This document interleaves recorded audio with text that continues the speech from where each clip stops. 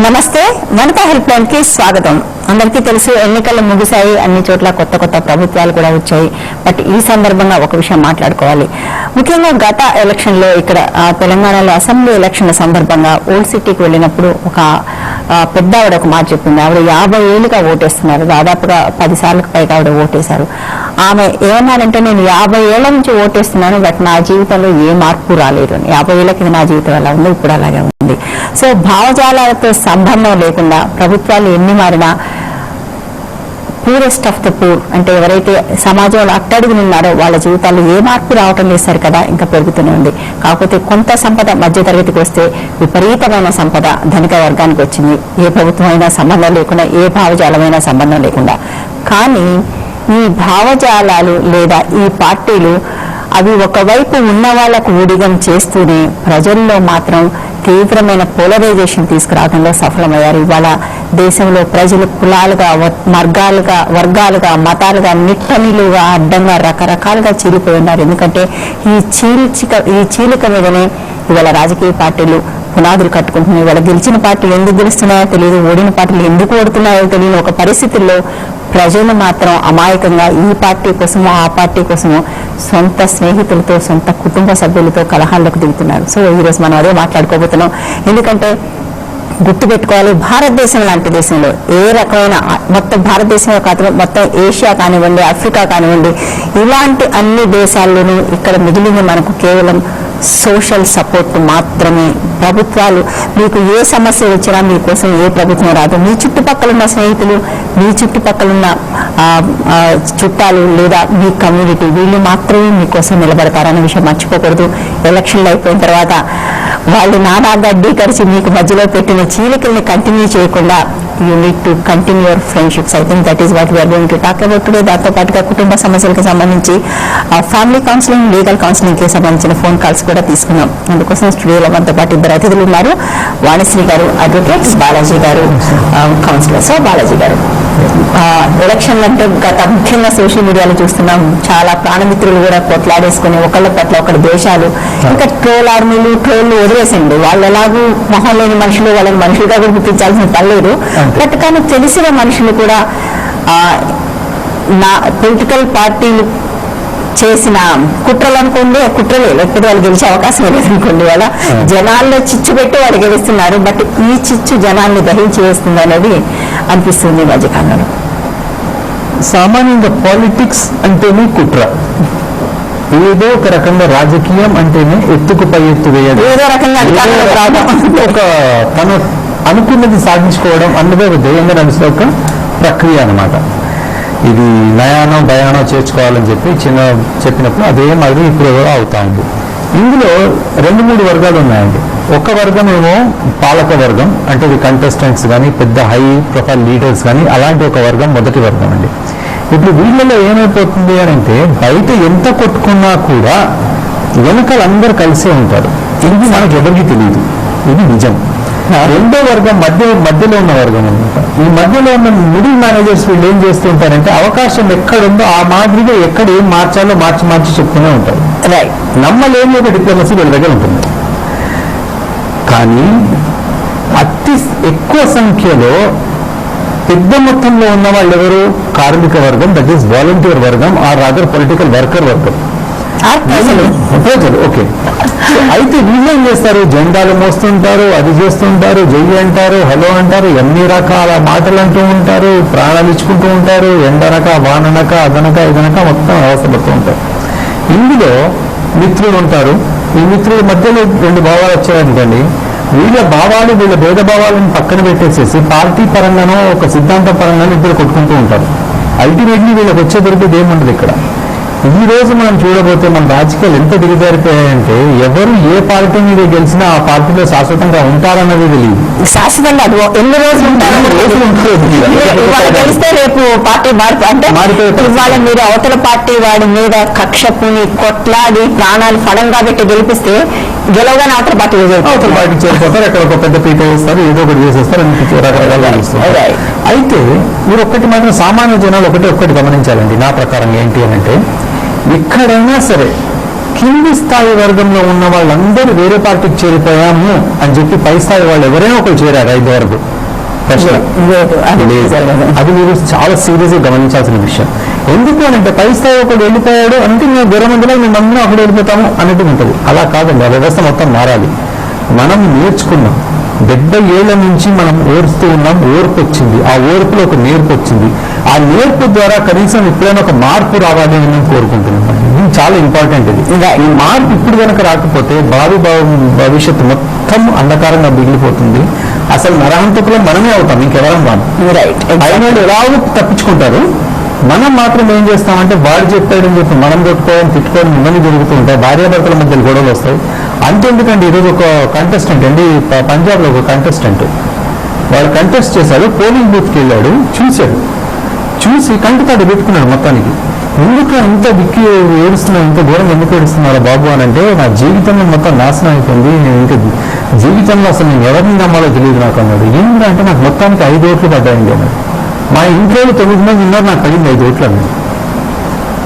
అంటే ఒక మనిషికి ఎవరి మీద నమ్మాలో నమ్మకం లేదో ఒకసారి అడిగితే తెలిసిపోతుంది. ఇంట్లో అలా నమ్మరా? సో ఈ మొత్తం పరిస్థితి అలాగే ఉంది. ఈ రోజు కొట్టుకుంటారు, రేపు ఒక ప్రాజెక్ట్ అని ఇచ్చారు అంటే లాయల్టీస్ మారిపోతుంటాయి. ఏం చేయలేము మీరు. ఎందుకంటే ఇప్పుడు నేను ఎలక్షన్లో ఒక 100 కోట్లు 200 కోట్లు ఖర్చు పెట్టాను, నేను ఎక్కడికి వెళ్ళి తీసుకొస్తాను? అది నా సొమ్మే కదా పోయేది, ప్రజల సొమ్మే పోయేది. సో ఆ కాన్సెప్ట్ మీరు ఒక్కసారి ఆలోచించి చూడండి, చాలా డిఫరెంట్ పిక్చర్ మీకు కనిపిస్తూ ఉంటుంది. ఎందుకంటే వచ్చిన ప్రతి ఒక్కడు ఏదో ఒకటి ఇన్వెస్ట్ చేస్తూ ఉంటాడు. ఇన్వెస్ట్ చేసిన దాన్ని ఎలాగో బయటికి తీయాలనే ఉంటుంది. ముందు ఒక కాలంలో గాంధీయన్ ప్రిన్సిపల్స్తో ఉన్నోళ్ళు, ఏదో ఒక సిద్ధాంతంతో ఉన్నోళ్ళు ఉంటారు. ఈ రోజు మీరు ఏ పొలిటీషియన్ని తీసుకున్నా, ఏ పెద్ద ఎంపీని తీసుకుంటా, వారి వెనకాల ఏదో ఒక బిజినెస్ మ్యాన్, బిజినెస్ ఎంపైర్ ఏదో ఒకటి ఉండే ఉంది. మీరు 542లో అట్లీస్ట్ నా అంచనా ప్రకారం 450 మందికి ఒక బిజినెస్ ఎస్టాబ్లిష్మెంట్ ఉంది ఈ రోజు. 500 మందికి పైన ఉన్నా కూడా అయితే వీళ్ళందరూ ఈ బిజినెస్ మెన్ ఉద్దేశం ఏంటండి? ఓన్లీ సర్వింగ్ ఉద్దేశం కాదండి. సోషల్ సర్వీస్ వాళ్ళ ఇదే కాదు, వాళ్ళ బిజినెస్ వాళ్ళ వ్యయం. దానికోసం మనం వాడుకుంటున్నారా, మనం వాడుకోబడుతున్నామా, మనం వాళ్ళకి దోహదపడుతున్నామా, మన ద్రోహాన్ని మనమే చేసుకుంటున్నామా అన్న ఒక ప్రక్షాళన మనలో చేసుకోవాల్సిన పరిస్థితి ఏర్పడుతుంది. ఒక మంచి మాట చెప్పారు నరహంతకులు. నిజానికి ఎన్ని హత్యలు జరిగాయి ఈ దేశంలో రాజకీయాల పేరిట, కానీ ఒక్కడు కూడా పైన వాడు కత్తి పట్టుకునో గన్ పట్టుకునో హత్య చేయలేదు. హత్య ఎప్పుడు నువ్వే చేశావు, కింద నువ్వు జైలుకి వెళ్తావు, లేదా నీ మిత్రులు నీకు దూరం అయిపోతారు, నీ కుటుంబం నీకు దూరం అవుతుంది, వాడు ఎప్పుడు పచ్చగానే ఉంటారు. I think we need to understand that. Calls వచ్చాయండి, కాల్ తీసుకుందాం. హలో నమస్తే మేడం.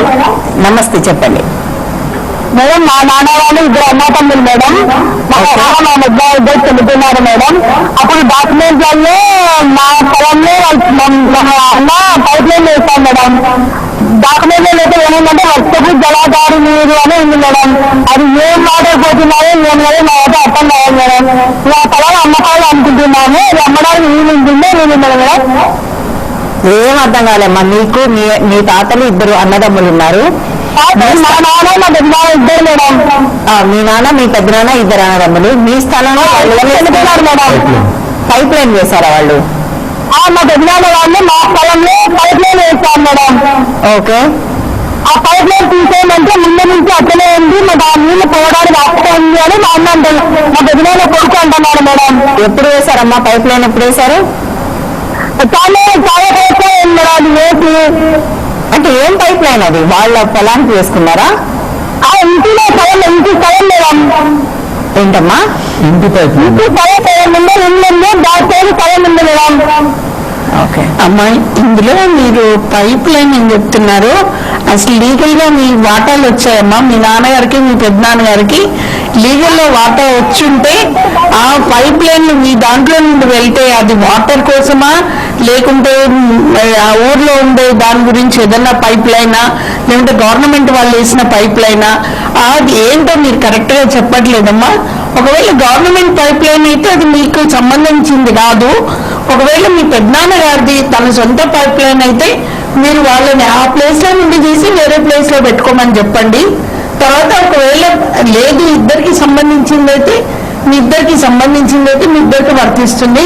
ఇంకోటి నేను అమ్ముకోవాలా అని అడిగారు. అమ్ముకోవాలంటే ఎట్లా? తప్పకుండా అమ్ముకోవచ్చు అమ్మా, దాంట్లో ఏం లేదు. ఆ అమ్మాయి ముందు ఒకసారి మీ పెద్దనాన్న గారికి నోటీస్ ఇవ్వండి. నోటీస్ ఇచ్చి పలానా ప్లేస్ లో ముందు మీ పైప్ లైన్ వెళ్తుంది, ఇప్పుడు నేను అమ్మేస్తున్నాను, నా వాటా నేను అమ్ముకుంటున్నాను, రేపు పొద్దున ఏమొచ్చినా కూడా ఎవరైతే కొనుక్కుంటున్నారో వాళ్ళతో మీకు సంప్రదించండి అని చెప్పి, తర్వాత మీ దగ్గర ఎవరైతే కొంటున్నారో వాళ్ళకి కూడా ఈ విషయం చెప్పండి అమ్మా. చెప్పి మీరు అమ్మండి, అప్పుడు దానికి తప్పకుండా పరిష్కారం ఉంటుంది. కానీ చెప్పకుండా అమ్మితే మాత్రం ప్రాబ్లం వస్తుందమ్మా. ఇంకొక చిన్న ప్రయత్నం కూడా చేయొచ్చు కదా మేడం, ఒకసారి డిఎల్ఎస్కి వెళ్తే అక్కడ కూడా ఏమైనా మాట్లాడి డిస్ట్రిక్ట్ లీగల్ అథారిటీస్ కు వెళ్తే కూడా అక్కడ కూడా చెప్తారు అవకాశం. కానీ అసలు వాళ్ళ క్లారిటీ కూడా లేదు. ఎగ్జాక్ట్లీ మీరు ఎక్కడి నుంచి ఫోన్ చేస్తున్నారో తెలీదు, ఏదైనా జిల్లా నుంచి చేస్తే మీరు డిస్ట్రిక్ట్ లీగల్ సర్వీసెస్ ఉంటుంది జిల్లా కోర్టులో, చిన్న కోర్టులో కూడా మీకు ఆ బోర్డులు కనపడుతున్నాయి. అక్కడికి మీ దగ్గర ఏమేమి ఉన్నాయి ఆధారాలు అవి తీసుకుని వెళ్ళండి. ఒకసారి వెళ్తే వాళ్ళు మాట్లాడి మీ పెద్దనాన్న గారు వాళ్ళని కూడా పిలిపించి వాళ్ళకి చెప్తారు. ఇద్దరికి అమ్కబుల్ గా ఏదైనా సెటిల్మెంట్ చేసే అవకాశం ఉంటుంది. మేము వేసాము, ఎప్పుడో వేసాం కాబట్టి మాకు లీగల్ గా రైట్ ఉందని చెప్పడానికి వాళ్ళకి ఖచ్చితంగా రైట్ లేదు. మేడం చెప్పినట్టుగా మీరు ఒక నోటీస్ ఇవ్వండి, ముందు డిఎల్ఎస్కి వెళ్ళండి, అక్కడ ఏమి కాకపోతే నోటీస్ ఇవ్వండి, మోస్ట్లీ అక్కడ అయిపోయే అవకాశం ఉంటుంది. నోటీస్ ఇవ్వండి, నోటీస్ ఇచ్చిన తర్వాత అమ్ముకోవడానికి మీరు ప్రయత్నం చేయండి. Next call. హలో చెప్పండి మేడం, నేను విశాఖపట్నం నుంచి ఫోన్ చేస్తున్నాను మేడం. నాకు 2016లో మ్యారేజ్ అయింది. మా హస్బెండ్ ఆంధ్ర బ్యాంక్ లో క్యాషియర్ గా చేస్తున్నారు మేడం. అయితే నాకు 2018లోనే పాప పుట్టింది. పాప పుట్టిన నుంచి నాకు అదనపు కట్నం వేదికలు మొదలయ్యాయి మేడం. ఇంకా ఆడపిల్ల పుట్టిందని పుట్టిన నుంచి మా అమ్మగారి ఇంట్లోనే ఉన్నాను మేడం. నేను ఇంటికి ఇప్పుడు వచ్చి వాళ్ళ ఇంటికి కూడా వెళ్ళలేదు. కంప్లైంట్ ఇచ్చాను పోలీస్ స్టేషన్ లో. కంప్లైంట్ ఇస్తే డిఎల్ఎస్ కి పంపించారు మేడం. వాళ్ళు పంపిస్తే అక్కడ కాంప్రమైజ్ అయి తీసుకువెళ్తానని చెప్పి తీసుకువెళ్లకుండా ఆ ఊరి నుంచి వాళ్ళ ఫ్రెండ్స్ ఇద్దరిని పంపి non judiciary stamp papers 10 rupees stamp papers మీద తప్పంతా నాది అని ఒప్పుకుని సంతకం పెట్టమని 2 పేపర్స్ పంపించాడు మేడం. పంపిస్తే వాటికి నేను ఒప్పుకోలేదు. అంటే పెద్ద మనిషి అనమాట, ఇల్లు పెద్దలు. వాళ్ళు వచ్చి ఇలాంటి కాగితం మీద అమ్మాయి సంతకం పెట్టడం తప్పు, అది తప్పంతా మీరు పెట్టుకుని అమ్మాయి పెట్టమంటారు ఏంటి అని వాళ్ళు దెబ్బలాడితే తీసుకుని వచ్చారు. పాపకి 5 నెలల్లో తీసుకుని వెళ్ళారు మేడం. తీసుకుని వెళ్ళిన తర్వాత అక్కడికి వెళ్ళిన తర్వాత నాకు నరకం అంటే ఎలా ఉంటుందో అని మానసికంగా ఇంకా శారీరకంగా అన్ని రకాలుగా చూపించారు. చూపించిన తర్వాత ఊర్లో కూడా పెద్ద మనుషులు పెట్టి కొట్టించడానికి ట్రై చేశారు. కొట్టడానికి ట్రై చేస్తే నేను ఆ రోజు మేడం నుంచి కిందకి వెళ్తాను మేడం. వెళ్ళిపోతే కింద వాళ్ళ ఇంట్లో ఆ రోజు లైట్ పడుకుని మార్నింగ్ వచ్చిన మా నాన్నగారు ఫోన్ చేస్తే ఇలా వచ్చారు. ఊర్లో పెద్ద మనుషులు అందరూ వచ్చారు. అక్కడికి వచ్చి ఆయన్ని రెండు తిట్టి తప్పు అది నేను నమ్ముకొని వచ్చింది కదా అమ్మాయిని సరిగ్గా చూసుకొని ఆ ఊర్లో పెద్దలందరూ చెప్పారు. సరే అని ఒప్పుకున్నారు. ఒప్పుకున్న తర్వాత మళ్ళీ వాళ్ళు వెళ్ళిపోయిన వెంటనే నువ్వేంటి ఇలాగా ఇంతమందిని తీసుకొచ్చిన పరుగు చేద్దాం ట్రై చేస్తున్నావా, నీకు నరకం అంటే ఏంటో చూపిస్తాను, నేను చంపేస్తాను, ఇలాంటి వల్గర్ లాంగ్వేజ్ నన్ను నానా రకాలుగా తిట్టి చాలా రకాలుగా టార్చర్ చేస్తున్నారు మేడం. వాళ్ళ పేరెంట్స్ కూడా, వాళ్ళ మమ్మీ వాళ్ళ డాడీ కూడా వాళ్ళు ఏం చెప్తే ఇంకా అదే ఫాలో అవుతారు అనమాట. ఇంకా ఆ టార్చర్ అంతా భరించలేక నేను మా అమ్మ వాళ్ళ ఇంటికి వచ్చేసాను. ఇంకెక్కడే ఉన్నాను. ఒక 1 year అయింది. పాప కూడా నాతోనే ఉంటుంది. ఇప్పుడు 1 year నుండి పాప ఎలా ఉందని కానీ నేను ఎలా ఉన్నాను కానీ వాళ్ళ పేరెంట్స్ కానీ వాళ్ళు కానీ ఎవరూ పట్టించుకోవట్లేదండి. ఏం చేయాలో కూడా తెలియట్లేదు నాకు. 1 year నుంచి ఊరికే ఉన్నారు మీరు, అతనికి ఏ బాధ్యత అప్ప చెప్పకుండా. వాణిశ్రీ గారు, అమ్మ మీరు కంప్లైంట్ ఇచ్చారని అన్నారు కదమ్మా, ఆ కంప్లైంట్ పోలీస్ స్టేషన్ లో ఇచ్చారా లేకుంటే ఊరు వాళ్ళకి ఇచ్చారు, ఊరు వాళ్ళ మధ్యలో సెటిల్ అయిందని అన్నారు. ఒకవేళ పోలీస్ స్టేషన్ లో ఇచ్చుంటే ఒకసారి అది ఏమైంది, పరకట్నం కింద ఇచ్చామని అన్నారు, దాన్ని ఎఫ్ఐఆర్ అయిందా, నంబర్ కౌన్సిలింగ్ లో కాంప్రమైజ్ అయ్యి తీసుకెళ్లారంటున్నారు. ఇంకోటమ్మా, మీరు రెస్ట్రిక్షన్ ఆఫ్ కాన్జుగల్ రైట్స్ అంటే సంవత్సరాల నుండి మీరు ఇక్కడే ఉంటున్నారు కాబట్టి మీ భర్తను వచ్చి కాపురానికి తీసుకెళ్ళమని ఒక పిటిషన్ వేయొచ్చమ్మా కోర్టులో. మీ దగ్గరలో ఉన్న ఫ్యామిలీ కోర్టులో ఒక పిటిషన్ వేసుకోవచ్చు. అక్కడ రెస్ట్రిక్షన్ ఆఫ్ కాన్జుగల్ రైట్స్. ఇంకోటి, మీ భర్త గారు ఏం వర్క్ చేస్తున్నారు? ఆంధ్ర బ్యాంక్ లో క్యాషియర్. ఆంధ్ర బ్యాంక్ లో క్యాషియర్ కాబట్టి మీరు మెయింటెనెన్స్ కూడా వేసుకోవచ్చమ్మా. ఎందుకంటే పాప చిన్నది, మీరు కూడా ఇంట్లో ఉంటున్నారు కాబట్టి మీ మదర్ ఫాదర్ మీద డిపెండ్ అయి ఉన్నారు కాబట్టి మెయింటెనెన్స్ కూడా పిటిషన్ వేసుకోవచ్చమ్మా. మీ దగ్గరలో ఉన్న ఎవరైనా అడ్వకేట్ గారు ఉంటే వాళ్ళ దగ్గరికి వెళ్ళి సంప్రదించి మీరు మెయింటెనెన్స్ ఒక పిటిషన్, తర్వాత రెస్ట్రిక్షన్ ఆఫ్ కాన్జుగల్ రైట్స్, నన్ను వచ్చి కాపురానికి తీసుకెళ్ళి మనం పిటిషన్ వేస్తే తప్పకుండా మీకు న్యాయం జరుగుతుందమ్మా.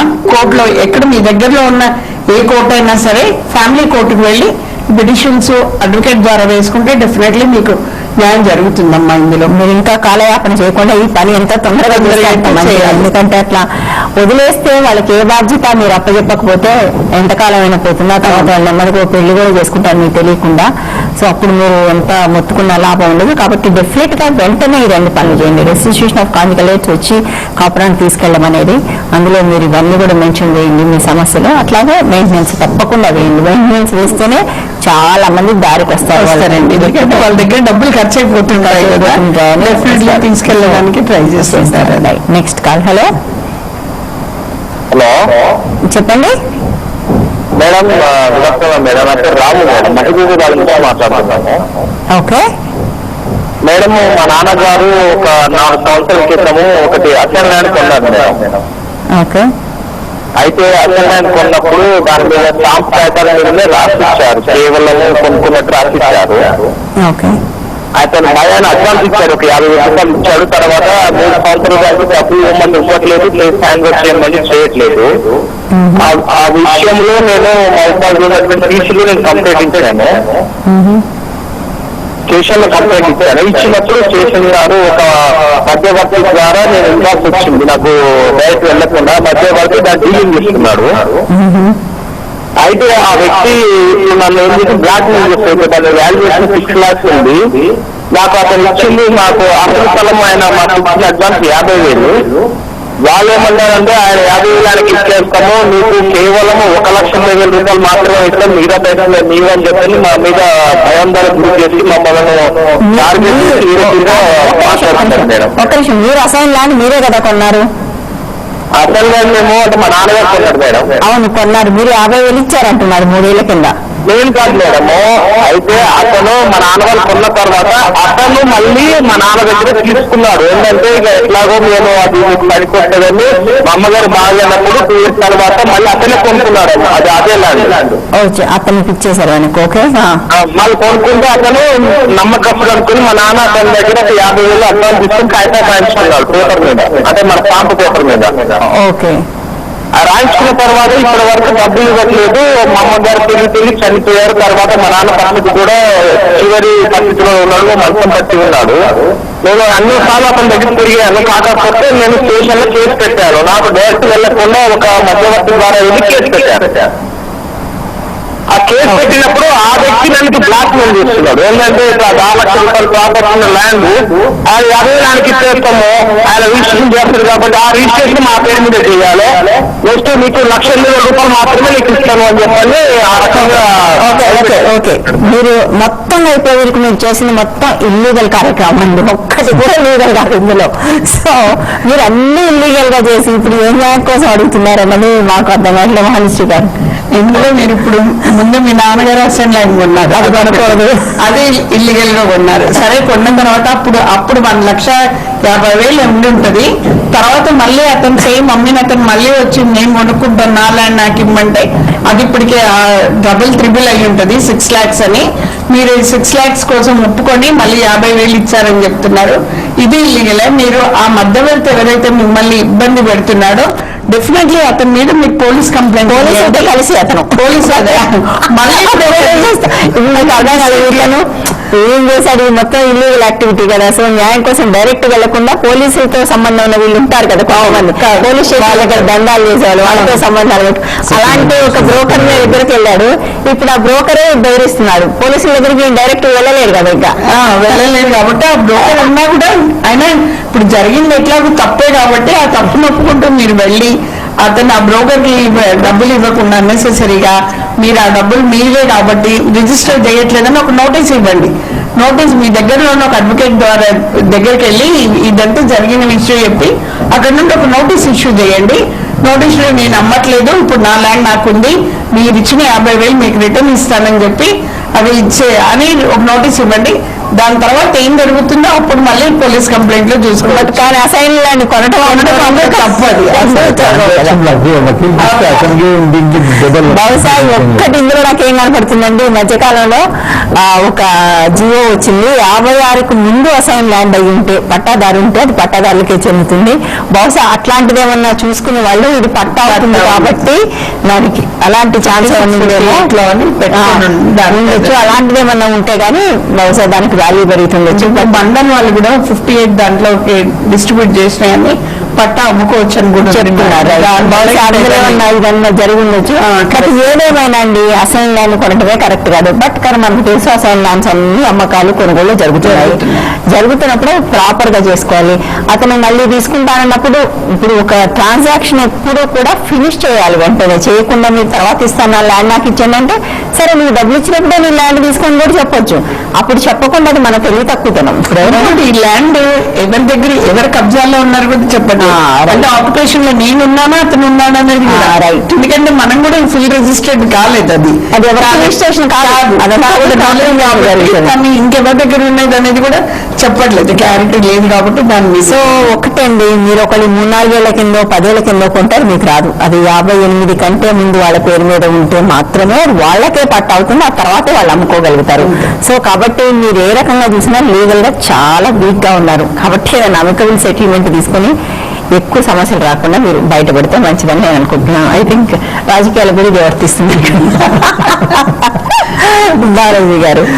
సో యా, మనం రాజకీయ పార్టీలను చూసుకుని మనం కొట్లాడుకోవటం వల్ల మనకు జరిగే నష్టాలు దాన్ని. సో ఇందులో ఇంకొక సమస్య ఏమొస్తుంది అని అంటే, ఒకటే కుటుంబంలో 2-3 రాజకీయ పార్టీకి సంబంధించిన వాళ్ళు ఉంటారు. ఎక్కడైనా ఒక చోట మనం లబ్ధి పొందొచ్చులే, ఏ పార్టీ వాళ్ళు ఉంటారు, నాయకులు ఉంటారు, కార్యకర్తలు ప్రజలు తక్కువ ఉంటారు. అట్లా ఉండరు. కార్యకర్తలు ప్రజలు చాలా తక్కువ ఉంటారు. ఒక ఫ్యామిలీని చూడకపోతే ఒకటి రూలింగ్ పార్టీలో ఒకళ్ళు ఉంటారు, అపోజిషన్ పార్టీలో ఒకళ్ళు ఉంటారు. ఎటు చూసినా వాళ్ళకే ప్రాఫిట్, లాభం ఇంకేమీ లేదు. అయితే కార్యకర్తలను మాత్రం నువ్వు వాడితో ఎందుకు వచ్చినావు, నీ దగ్గరికి ఎందుకు పోయినావు అని చెప్పి విభజించి పాలిస్తూ ఉంటారు అన్నమాట ఇద్దరు కలిసి.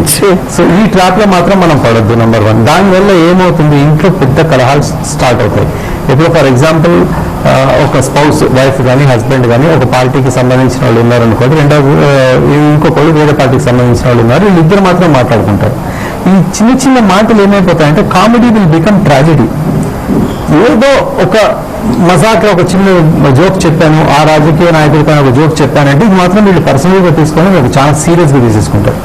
అండ్ దీంతో పాటు ఏమైపోతుంది అని అంటే సమ్ టైమ్స్ డైరెక్ట్ రిలేషన్షిప్ మీద దెబ్బ పడుతుంది, విపరీతంగా మారుతుంది. చిన్న తగాదాలు ఏదైతే ఉన్నాయో అది పెద్ద క్రిమినల్ కేసు కింద అవుతుందో, కొన్ని సందర్భాల్లో మర్డర్ కేసు కింద అయిపోతుంది, కొన్ని సందర్భాల్లో విడిపోయే పరిస్థితులు కూడా ఏర్పడతాయి అనమాట.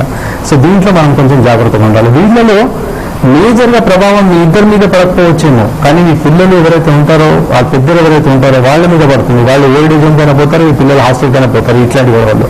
సో అందుకని చాలా కేర్ఫుల్గా ఉండాలి.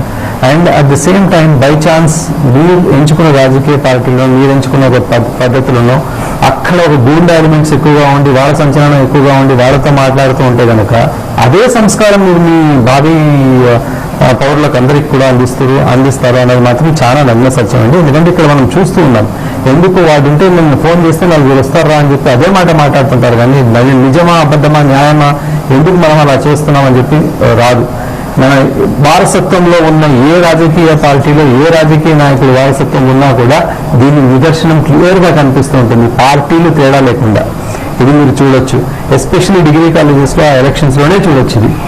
ఇది కాలేజీలో ఎలక్షన్ కాబట్టి అక్కడ గ్రూపిజం అనేది స్టార్ట్ అవుతుంది. ఆ గ్రూప్ లో నేను ఉండాలి అంటే నేను ఏదైనా ఒక పని చేయాలి, నేను వాళ్ళని ఎట్లయినా మెప్పు పొందాలి, వాళ్ళ పెద్ద మనుషులు వీళ్ళది అని చెప్పి కొందరు యూత్ ఏం చేస్తారంటే వాళ్ళకి ఇష్టం లేని పనులు కూడా కొన్ని కష్టంగా చేసి వాళ్ళ మెప్పు పొందాలి అని చెప్పి వాళ్ళకున్న హ్యాపీనెస్ ని ఇంకొకరి చేతులు ఇవ్వడానికి ప్రయత్నిస్తారండి.